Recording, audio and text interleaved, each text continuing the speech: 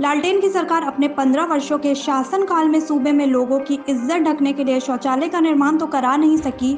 अब वह यहाँ के युवाओं को नौकरी के नाम पर ठगने में जुटी है। 10 लाख नौकरियों का झांसा देकर वह युवाओं का वोट लेना चाहती है। लेकिन आज के युवा काफी समझदार हैं, वे इन झांसों में नहीं आने वाले हैं। केंद्रीय मंत्री स्मृति ईरानी ने सोमवार को बोधगया के कालचक्र मैदान में एनडीए प्रत्याशी के समर्थन में जनसभा को संबोधित करते हुए उक्त बातें कही। निवेदन करने आई हूं कि आप 28 तारीख को पोलिंग बूथ पर जाएं, कमल का बटन दबाएं और हरिमांझी जी को अपना प्रतिनिधि बनाकर बिहार की विधानसभा में ले जाएं। राष्ट्र भर की नजर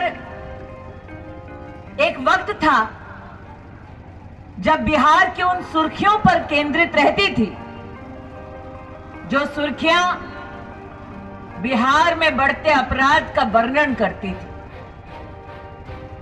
बिहार के साथ साथ देश नहीं भूला है वो मंजर जब न सिर्फ रात के अंधेरों में बल्कि दिन के उजाले में बहनों की कलाइयों को सूनी कर दिया जाता था। बिहार भर में आज भी जब लोग स्मरण करते हैं लालटेन के राज का तो याद करते हैं वो दृश्य जब बेटा अगर सुबह घर की चौखट लांघता तो माता पिता को इस बात की चिंता होती कि सुरक्षित बेटा शाम को घर लौटेगा या नहीं। आज भी बिहार में बोधगया में अगर वरिष्ठ नागरिकों से चर्चा करें तो वो भूले नहीं है लालटेन का वो दौर, कांग्रेस का वो जमाना जब घर की बहू बेटी अगर घर से बाहर निकलती तो उसके सम्मान और सुरक्षा की चिंता करते हुए परिजन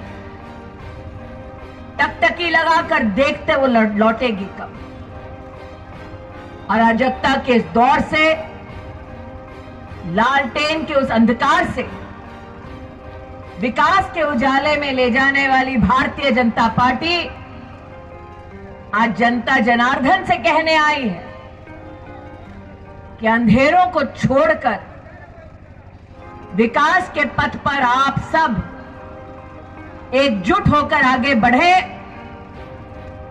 इसीलिए 28 तारीख को पोलिंग बूथ पर जाएं, कमल का बटन दबाएं और अपना प्रतिनिधि बिहार विधानसभा में हरिमांझी जी को बनाएं। एक आस, एक उम्मीद लेकर जनता पोलिंग बूथ पर जाकर अपना वोट देती है। साल 2013 में जब भारतीय जनता पार्टी ने पूरे राष्ट्र के सम्मुख अपने प्रधानमंत्री उम्मीदवार के रूप में नरेंद्र मोदी को प्रस्तुत किया, तब कांग्रेस वालों ने उपहास उड़ाते हुए कहा कि एक चाय वाला कभी देश का प्रधानमंत्री नहीं बन सकता। घमंड देखिए कांग्रेस पार्टी का कितना था।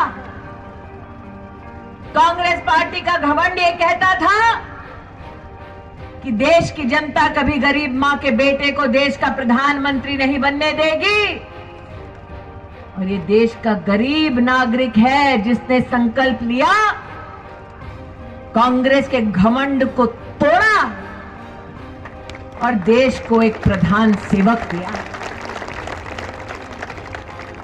जो गरीबी में जन्मा हो, जिसने गरीबी में संघर्ष किया हो, वो जानता है गरीब परिवार की बहू बेटियों पर क्या बीतती है। वो जानता है कि दिन की शुरुआत से ही महिला का गरीब परिवार में संघर्ष शुरू हो जाता है। वो जानता है कि गरीब परिवार की मां बेटियां रात का अंधेरा ढूंढती, खुले में शौच में जाती, सामने से कोई गाड़ी आती तो अपने आप को आंचल से ढांक लेती ताकि बेइज्जत ना हो। और ऐसी माता बहनों के सम्मान में नरेंद्र मोदी ने लाल किले के प्राचीर से घोषणा की कि एक गरीब माता बहन की किस्मत नहीं हो सकती कि वो खुले में शौच में जाए, और जिन्होंने लालटेन के माध्यम से अंधकार फैलाया वो बड़े बंगलों में राज करे। इसलिए नरेंद्र मोदी ने कहा कि सम्मान इज्जत गरीब परिवार की माताओं बहनों का होगा, और कहा कम से कम एक शौचालय बनवाने से तो शुरुआत करें। गत 5 वर्षों में देश में 11 करोड़ शौचालय बनाए गरीब परिवारों के लिए। लालटेन ने नहीं बनाए, मोदी ने बनाए। गत 6 सालों में बिहार में 1,70,00,000 गरीब परिवारों के लिए जीवन में पहली बार शौचालय बनाए। लालटेन ने नहीं बनाए, मोदी ने बनाए। ये वो नहीं समझेंगे जो सोने का चम्मच मुंह में लेकर पैदा हुए थे। ये वो नहीं समझेंगे जो चांदी का झुनझुना बजाकर बड़े हुए थे। ये वो समझेंगे जिन्होंने अपनी माँ बेटियों को बेइज्जत होकर घर लौटते देखा है। अब वो माँ बेटी जब अपने ही घर में शौचालय का इस्तेमाल करती है तो पिता को और भाई को किस प्रकार का संतोष होता है कि मेरे घर की बहू बेटियों का सम्मान नहीं उछाला जाता। ये वो समझ